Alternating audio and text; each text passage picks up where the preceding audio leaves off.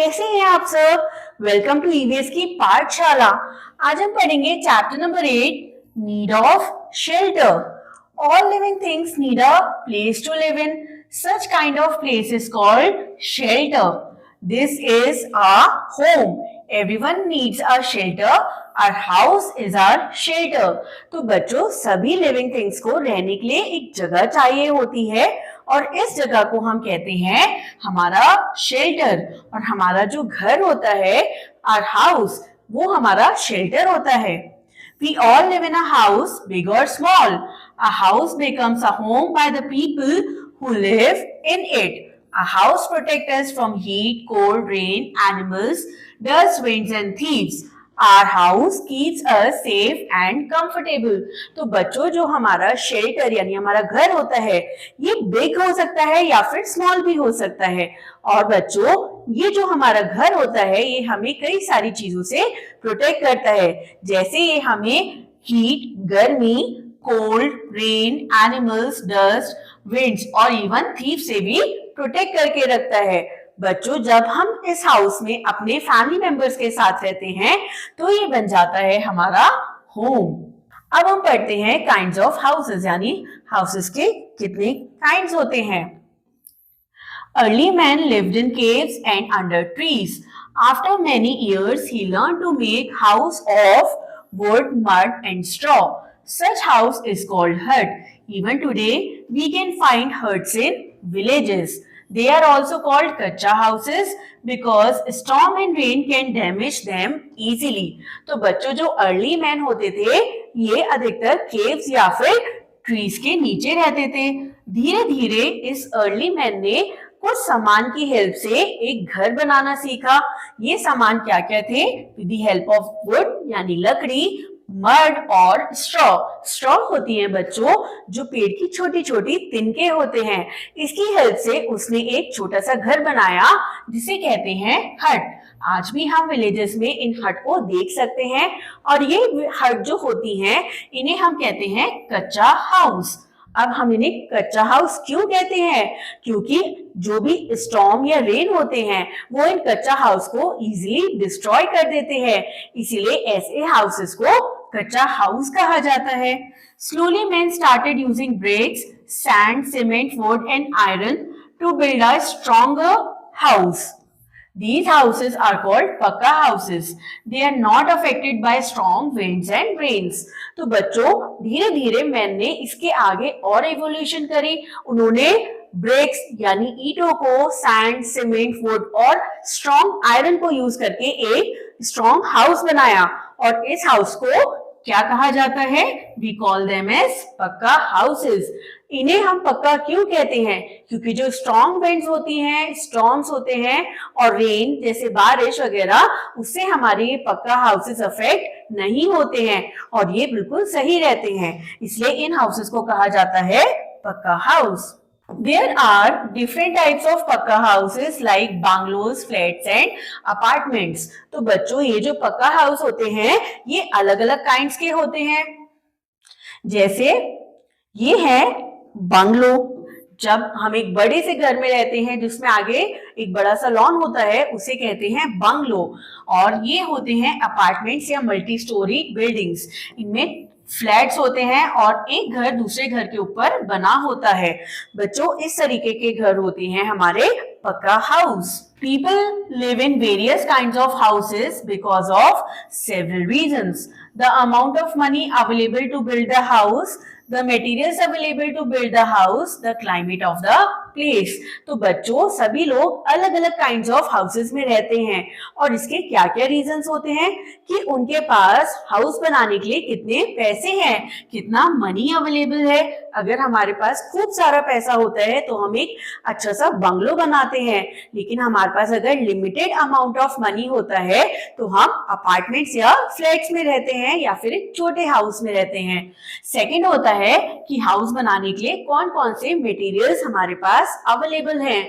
अगर हम एक विलेज में रहते हैं और हमारे पास कैसा मटेरियल अवेलेबल है, जैसे कि वुड, क्ले और स्ट्रॉ तो हम एक कच्चा हाउस बनाते हैं या हट बनाते हैं, और अगर हमारे पास पक्का हाउस बनाने के लिए ब्रिक, सीमेंट ये सब अवेलेबल है तो हम एक पक्का हाउस बनाते हैं। और सेकंड डिपेंडेंट होता है हमारे क्लाइमेट पे, जहाँ का जैसा क्लाइमेट होता है हम अपना घर उसके अकॉर्डिंग बनाते हैं। अब पढ़ते हैं special houses. Stilt houses are built on poles or stilts in places like Assam, where it rains a lot. The poles or stilts keep the house above the ground. These houses are raised more than 12 feet above the ground on bamboo stilts. These protect the house and the people from floods and wild animals. The roofs of these houses are slanting so rainwater slides down easily. तो बच्चों देखिए, ये जो घर जो bamboo स्टिल्ट पे बना होता है, यानी बांस की लकड़ियों के ऊपर हम इन्हें बनाते हैं, इन हाउसेस को कहते हैं स्टिल्ट हाउसेस। लेकिन हम इन हाउसेस को इतना ऊपर अबाउट 12 फीट ऊपर क्यों बनाते हैं? क्योंकि ये जहां बनाया जाता है, जैसे असम जैसी जगहों में, यहाँ पे बहुत फ्रीक्वेंट बारिश होती है और कई बार फ्लड्स भी आ जाते हैं। इसकी वजह से हम अपने घर को प्रोटेक्ट करने के लिए इन्हें बैम्बू स्टिल्ट पे बनाते हैं, और इसकी हेल्प से हम वाइल्ड एनिमल से भी खुद को प्रोटेक्ट करते हैं। इसके साथ साथ इनकी जो रूफ होती है ये भी स्लांटिंग होती है, इनकी रूफ स्ट्रेट नहीं होती है। ये रूफ स्लांटिंग क्यों होती है बच्चों? ताकि जो रेन वाटर है वो इजीली स्लाइड डाउन हो सके और कहीं भी वाटर स्टोरेज की प्रॉब्लम ना हो। अब हम नेक्स्ट पढ़ते हैं tents are movable shelters. They are made up of canvas, cloth और leather. They can be fixed and folded easily. They are mostly used by people in camps on mountains and forest. तो बच्चों अब हम पढ़ते हैं tents के बारे में। ये टेंट्स किस चीज के बने होते हैं? ये किसी क्लॉथ मटेरियल या फिर कैनवस या लेदर के बने हुए होते हैं, और जो लोग माउंटेन्स पे कैंपेनिंग के लिए जाते हैं वो लोग इन टेंट्स के अंदर रहते हैं। हम इन टेंट्स को कहीं भी लगाकर फिक्स कर सकते हैं, और अगर हमें एक प्लेस से दूसरी प्लेस पर मूव करना है, अगर हमें कैंपिंग के लिए कहीं और जाना है, तो हम इन्हें इजीली फोल्ड करके एक बैग के अंदर अपने शोल्डर्स पर टांग कर जा सकते हैं। अब पढ़ते हैं बच्चों caravans. Caravans are the houses on wheels. Caravans कैसे घर होते हैं? जो घर व्हील्स पे होते हैं, यानी ये घर मूवेबल होते हैं। It moves from one place to another. It is used by gypsies and circus performers. The caravans are pulled by vans and a horse. तो बच्चों caravans are the houses जो कि wheels पर होते हैं, और इन्हें यूज किया जाता है by gypsies या फिर जो circus performers होते हैं, क्योंकि वो लोग एक जगह से दूसरी जगह जाते रहते हैं परफॉर्म करने के लिए, इसीलिए वो अपने घर को अपने साथ लेके जाते हैं। और ये caravans किससे अटैच होते हैं? या तो ये वैन से किसी इलेक्ट्रिक व्हीकल से अटैच होते हैं, या फिर किसी हॉर्स से इन्हें अटैच किया जाता है, और हम इन्हें इजीली एक प्लेस से दूसरी प्लेस ले जाते हैं। Next is are igloos. Igloos are dome-shaped houses made up of blocks of ice. These houses are called igloos. They can only be made in extremely cold regions like Greenland. Inuits, also called Eskimos, are the people who live in igloos. तो बच्चों ये है एक इग्लू, और ये किससे बनता है? ये बनता है ब्लॉक ऑफ आइस से, यानी बर्फ से बनते हैं ये घर। ये घर खाली ऐसे रीजन्स में बनाए जाते हैं जो बहुत ज्यादा ठंडे होते हैं और जहाँ पे सारा टाइम बर्फ होती है। लेकिन हम इन बर्फ के घरों को क्यों बनाते हैं? क्योंकि जब हम बर्फ से पूरा घर बना देते हैं तो इसके अंदर वार्मथ क्रिएट हो जाती है, और कुछ स्पेशल पीपल जिन्हें हम इनुइट्स कहते हैं या एस्किमोस, वो इन इग्लूज के अंदर रहते हैं और खुद को कोल्ड से प्रोटेक्ट करने के लिए ये इग्लूज के अंदर अपने आप को सेफ करके रखते हैं। House boats are floating houses made on boats. अब बच्चों नेक्स्ट है हमारे पास house boats. They are found in lakes. It is a small house with a bedroom, kitchen and a bathroom. Houseboats are a common sight in Dal Lake in Srinagar and the backwaters of Kerala. They are a great tourist attraction. तो बच्चों ये है हमारी एक house boat. House boat कैसा घर होता है? जो एक बोट पर बना होता है। बच्चों एक छोटा और कॉम्पैक्ट हाउस होता है। इसके अंदर बेडरूम होता है, किचन होती है और बाथरूम भी होता है। और ये अधिकतर कहाँ पाए जाते हैं? They are a common sight in Dal Lake in Srinagar. Kashmir और श्रीनगर में लोग जब घूमने जाते हैं तो डल लेक में अधिकतर वो इस हाउस बोट में रहकर एंजॉय करते हैं। और केरला के बैक वाटर्स में भी हाउस बोट बहुत कॉमन होती है। An ideal house, An ideal house should have the following qualities। तो बच्चों अब जानते हैं एक अच्छे घर में क्या क्या क्वालिटीज होनी चाहिए। Things should be kept in the right place after use. Doors and windows should be opened every day to let the sunlight and fresh air. Sunlight kills the germs, so there should be many windows and doors in a house। तो बच्चों एक अच्छा घर कौन सा होता है? जिसमें थिंग्स जो हैं वो राइट प्लेस पे रखी हों। आप सोचिए आप एक ऐसे घर में रहते हैं जहाँ सब चीजें अपने मैनर में नहीं रखी हुई हैं, यानी ग्लास कहीं रखा है, सोफा कहीं रखा है, टीवी का रिमोट कहीं रखा है, क्लोथ्स आपके इधर उधर बिखरे हुए हैं। तो क्या आपको ऐसे घर में रहना अच्छा लगेगा? नो। तो एक आइडल घर वही होता है जहाँ पे सभी सामान अपने प्रॉपर प्लेस पे रखा हो और एक आइडल घर में खूब सारे डोर्स और विंडोज होने चाहिए। और इन डोर्स और विंडोज को हमें मॉर्निंग में खोल देना चाहिए ताकि सनलाइट इजीली हमारे घर के अंदर एंटर कर सके। बच्चों सनलाइट हमारे लिए बहुत इंपॉर्टेंट होती है क्योंकि ये सभी जर्म्स को किल करती है। ये जर्म्स जिनको हम नेकेड आई से नहीं देख सकते हैं, ये सनलाइट की वजह से मर जाते हैं। तो इसलिए हमें घर में कई सारे डोर्स और विंडोज बनवाने चाहिए जिससे सनलाइट इजीली हमारे घर के अंदर आ सके। The floor of the kitchen and bathroom should slope towards the drain. This allows water to flow out easily. बच्चों जो किचन और बाथरूम का फ्लोर होता है वो थोड़ा सा स्लोपी बनवाना चाहिए ताकि जो भी वाटर कलेक्ट होता है किचन और बाथरूम में वो इजीली ड्रेन के अंदर जा सके। Doors and windows should have a wire netting to keep away flies and mosquitoes. जो हमारे डोर्स होते हैं इनके ऊपर वायर नेटिंग होनी चाहिए जिसकी वजह से हमारे जो घर है इसके अंदर फ्लाइज और मॉस्किटोज ना आ सके। बच्चों वायर नेटिंग होती है इस तरीके का मैश जो हमें प्रोटेक्ट करता है from the flies and mosquitoes. There should be proper drainage system to carry dirty water away from the house.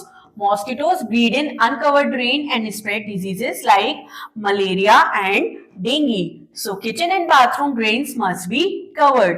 बच्चों एक आइडल घर में एक प्रॉपर ड्रेनेज सिस्टम होना चाहिए जहां से हमारे घर का जो भी गंदा पानी है वो घर से बाहर जा सके। बच्चों अगर हमारे घर के ड्रेन्स कवर्ड नहीं होंगे तो वहां पर मॉस्किटोज बैठेंगे और ब्रीड करेंगे और ये मॉस्किटोज कई तरीके की बीमारियां भी फैलाते हैं जैसे मलेरिया और डेंगू। ये बहुत हार्मफुल डिजीजेस होती हैं, इसलिए हमारे घर के ड्रेनेज हमेशा कवर्ड होने चाहिए। Clean house. Garbage should be thrown in dustbins that should be kept covered. Households garbage should be put in the garbage bin in the street. तो बच्चों हमें अपना घर का गार्बेज जो है वो हमेशा डस्टबिन में थ्रो करना चाहिए और ये डस्टबिन भी कैसा होना चाहिए? कवर्ड, ताकि इस पे भी फ्लाइज और मॉस्किटोज ना बैठे और ना डिजीज स्प्रेड करे। बच्चों हमें बाद में घर का जो भी गार्बेज है वो जाके स्ट्रीट बिन के अंदर डाल देना चाहिए। Keep the toilet and kitchen areas always dry. तो बच्चों किचन और टॉयलेट एरिया को हमेशा हमें ड्राई रखना चाहिए, उसका फ्लोर नीट एंड क्लीन रखना चाहिए। The bathroom and the kitchen floor should be wash and dry daily. Bathroom और किचन में क्योंकि हम बहुत ज्यादा पानी का काम करते हैं तो हमें इन दोनों एरियाज के जो फ्लोर्स होते हैं इनको प्रॉपरली रोज धोना चाहिए और बाद में इनको ड्राई भी करना चाहिए। Dustbins should be covered so that flies do not lay eggs in the kitchen. in the garbage. तो बच्चों जो हमारे डस्टबिन होते हैं ये भी कवर्ड होने चाहिए ताकि जो फ्लाइज हैं वो कोई भी बीमारी ना स्प्रेड करे। Next is decorating the house. अब बच्चों हम अपने घर को डेकोरेट भी कर सकते हैं। We decorate our homes to make them look beautiful. In our country villages decorate the mud walls of their kachcha houses with beautiful designs. तो बच्चों हम लोग अपना घर डेकोरेट क्यों करते हैं? ताकि हमारा घर सुंदर लगे और हम उसमें हैप्पीली रह सके। आपने देखा होगा विलेजेस में लोग अपने घर को अलग अलग तरीके से डेकोरेट करते हैं जो इनके मड वॉल्स होती हैं यानी मिट्टी की दीवारें होती हैं, वो उस पे अलग अलग डिजाइन बनाते हैं ताकि वो घर ब्यूटीफुल लगे। We decorate our house on many occasions like birthday parties, festivals, etc. बच्चों हम लोग अपना घर अलग अलग स्पेशल ओकेजन्स पर डेकोरेट करते हैं। जैसे जब आपकी बर्थडे पार्टी होती है तो आपके पेरेंट्स आपका पूरा घर डेकोरेट करते हैं फ्लावर से या अलग अलग डेकोरेटिव आइटम से। People use various things to decorate their houses like rangoli, flowers, leaves, festoons, balloons and light। तो बच्चों जैसे दिवाली जब होती है तो हम अपने घर को कैसे डेकोरेट करते हैं?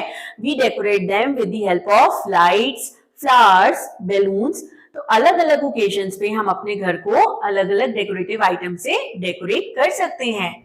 We can keep fresh flowers in our house to make it look and smell nice। तो बच्चों हम अपने घर में फ्रेश फ्लावर्स को भी सुंदर से वास में रख सकते हैं। इससे हमें फ्लावर्स को देख के खुशी तो मिलेगी ही, उसके साथ साथ जो फ्रेश फ्लावर्स की स्मेल है उससे हम अपने आप को अच्छा भी फील करा सकते हैं। I hope this chapter is clear to you and you have enjoyed this chapter. Thank you.